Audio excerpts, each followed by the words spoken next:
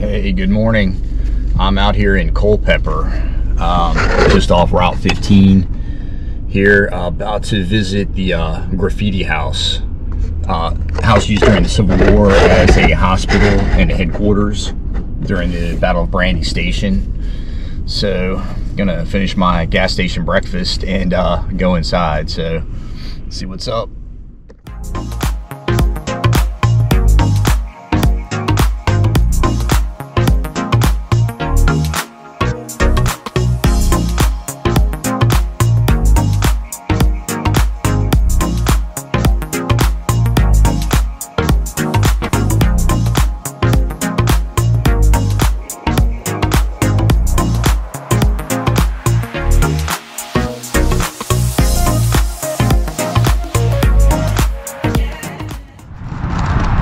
Hey, so I just took the house tour and I came out here real quick and wanted to walk over and take a look at this little monument dedicated to John Pelham.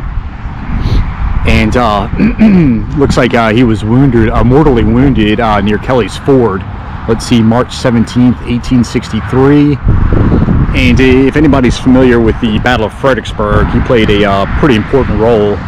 And if anybody's been over to Pelham's Corner there off Tidewater Trail, and he famously held off the Union during the Battle of Fredericksburg down to the southern part of the campaign.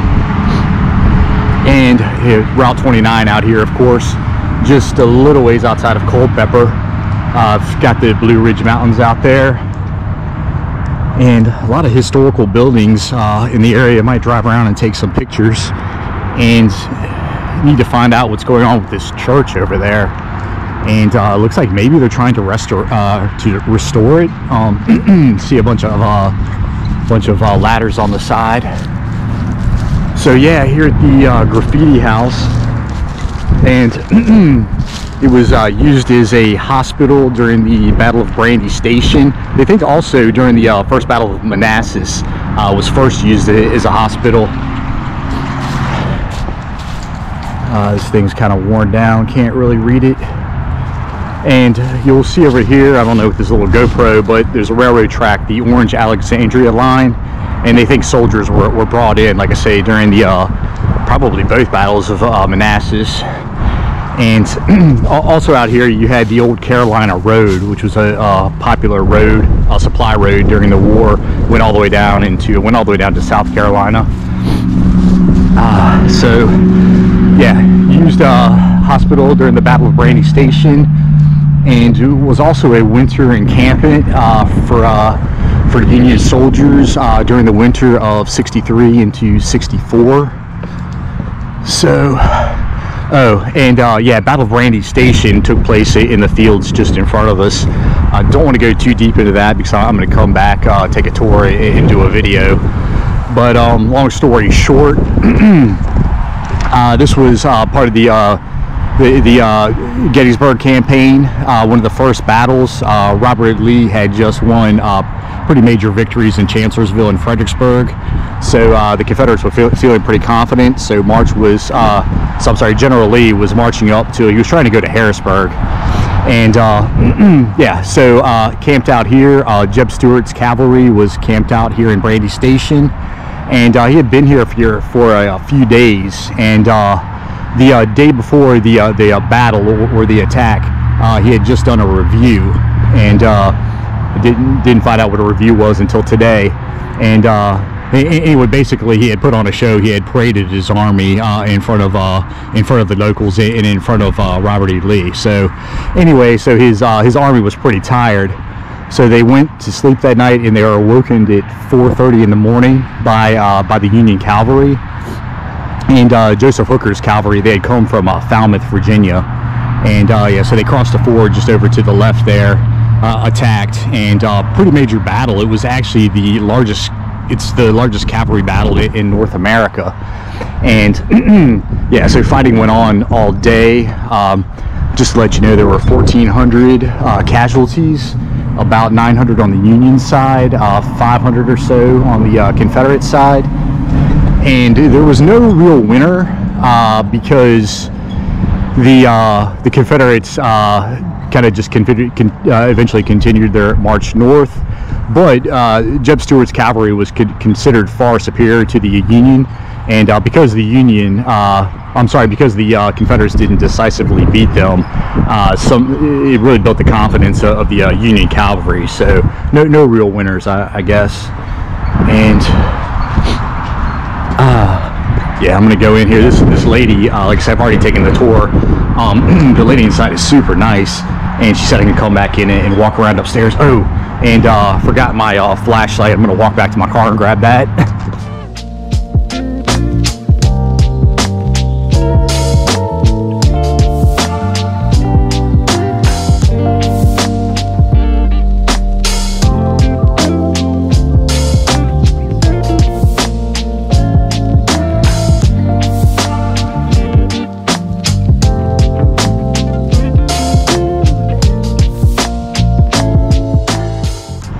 Got my flashlight, so yeah, go inside and take a tour.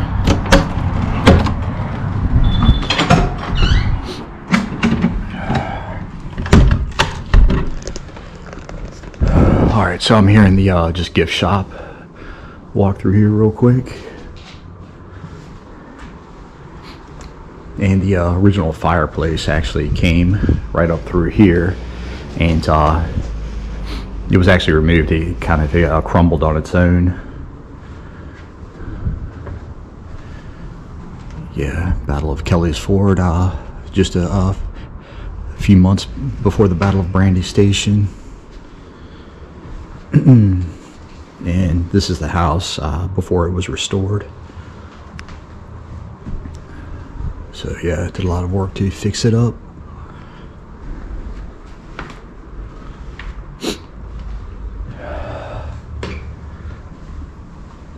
And a bunch of old artifacts over here.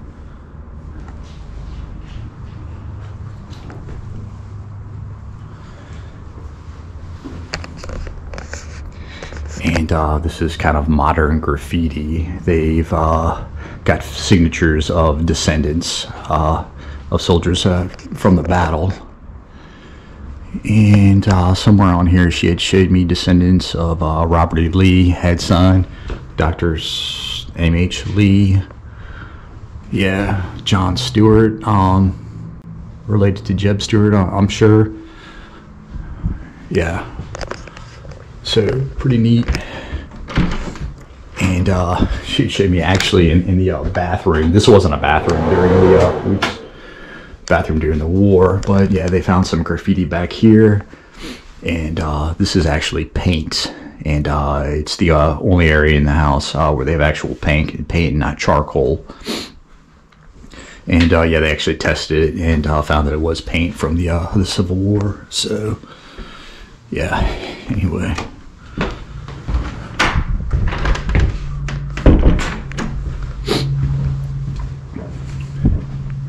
And back here, little recreation of the hospital.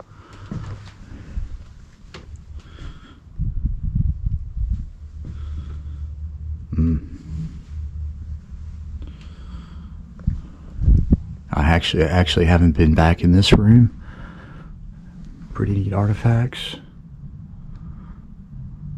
Ugh.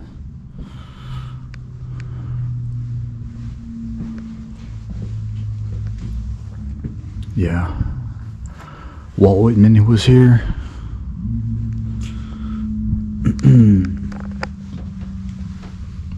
Some old Confederate money.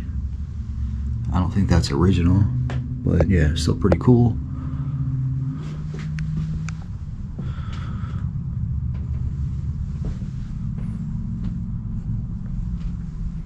Ugh. All right. Yeah, it's crazy. All the amputations.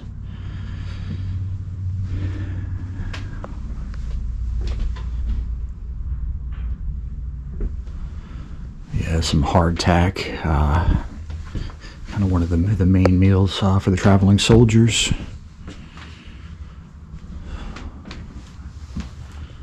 How to amputate a foot. Yeah.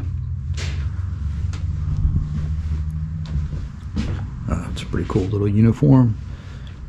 Yeah, the first thing I think when I see the old photos of these soldiers is how small they are. It seems that they all weighed about 140 pounds, but I think all they did was march and eat once a day.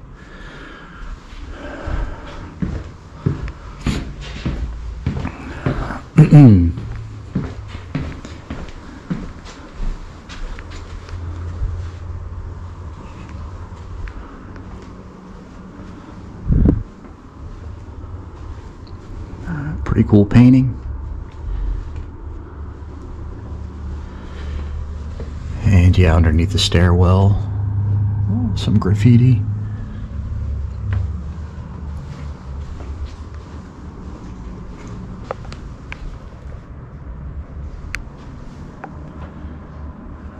Another cool painting.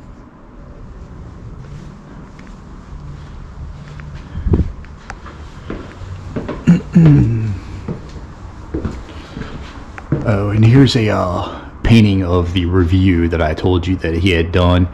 He did one the day before the battle for Robert E. Lee, which was June 8th, and he also did a bigger one on June 5th. And like I say, they would just kind of show off their army to the spectators, the locals, and then to some other generals. So. Robert E. Lee.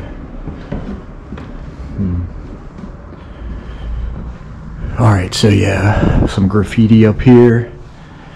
And it's a pretty neat thing that she showed me.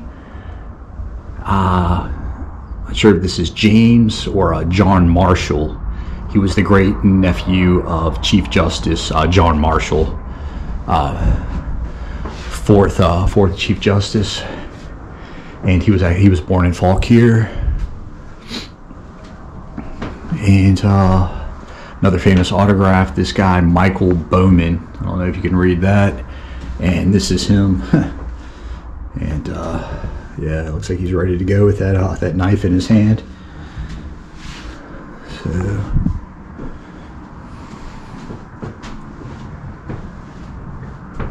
Yeah, you'll see a lot of drawings of horses and whatnot. Obviously, the cavalry stayed here.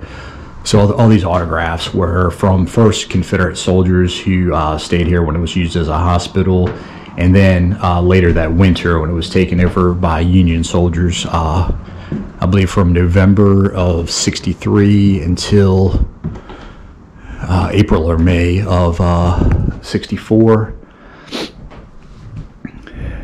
And and the guy that first discovered the graffiti on the walls here, I believe it was in the early '90s. He was actually first selling pieces of the wall, and so unfortunately some areas have been cut out, and probably the better pieces. But here's a photograph of what was here originally. So.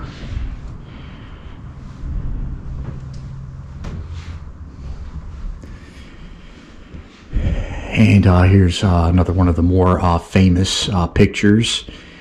And a lot of these are kind of, I guess, political cartoons, kind of. The soldiers went back and forth mocking each other. And this guy's standing behind a horse. And up here it says, he smells a rebel. So, yeah. Hearing this up here, first snow, November 9th of '63.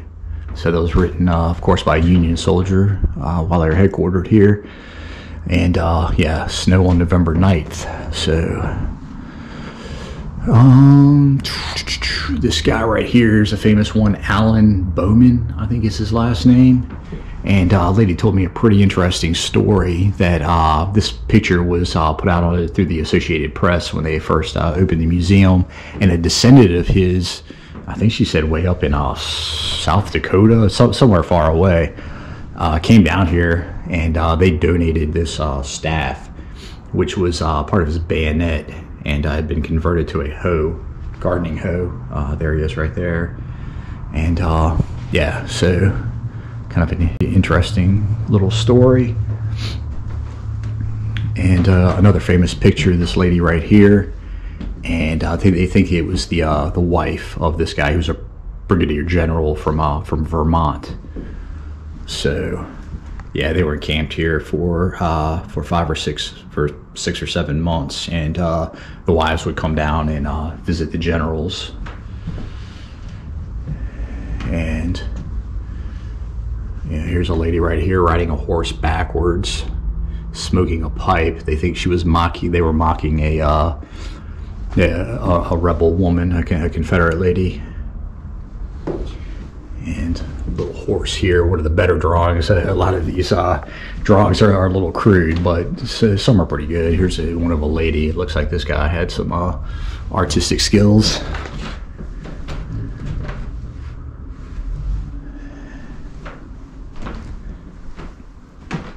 Oh, another famous picture here, and there was a bigger one, I believe, over here, and they think it was of Walt Whitman. So, yeah, I'm not sure, but yeah, they think Walt Whitman was drawn on the wall over here. Oh, and also the chimney, the fireplace came through up here. It was an open fireplace, open on both sides, and they would take the cooled down coals and use that to write on the walls. So.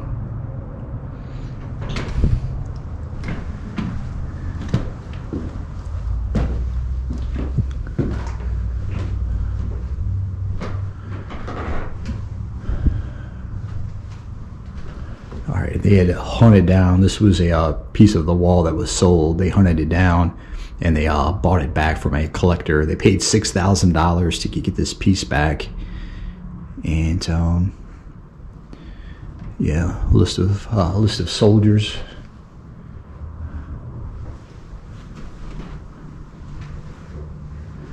Some pretty bold signatures over here.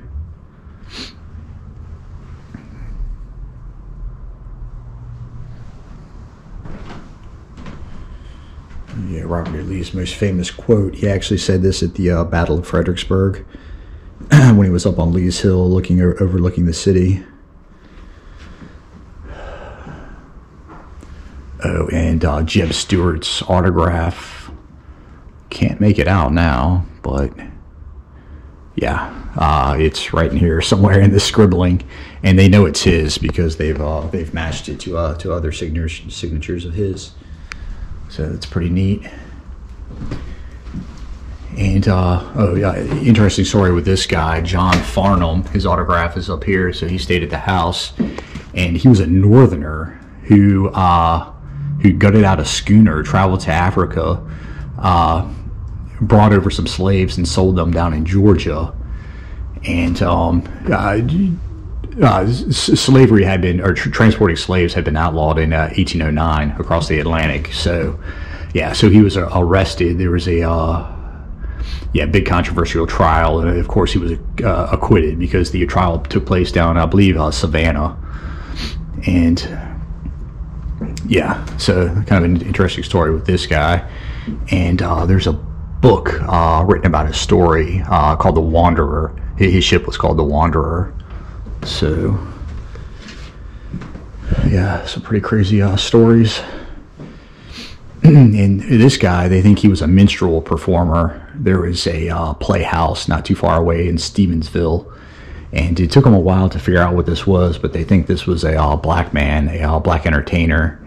And these sticks up here were actually bones he was playing in his hands. And yeah, they think one of the Union soldiers had just saw the play and came over here. Somebody wrote on the wall, Buford versus Jones, two generals involved in the battle here. And like I say, Buford is the one who charged across the ford at 4:30 in the morning, start of the war. And yeah, they both died later in the war. And there's a really good picture. This looks more recent. Really good painting of Jeb Stuart. You can tell he was really flamboyant. So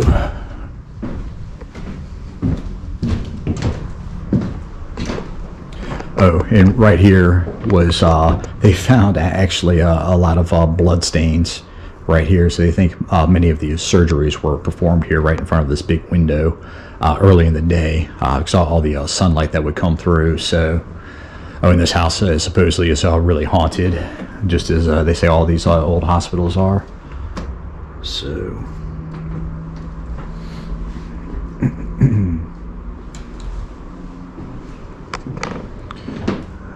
Some more paintings over here.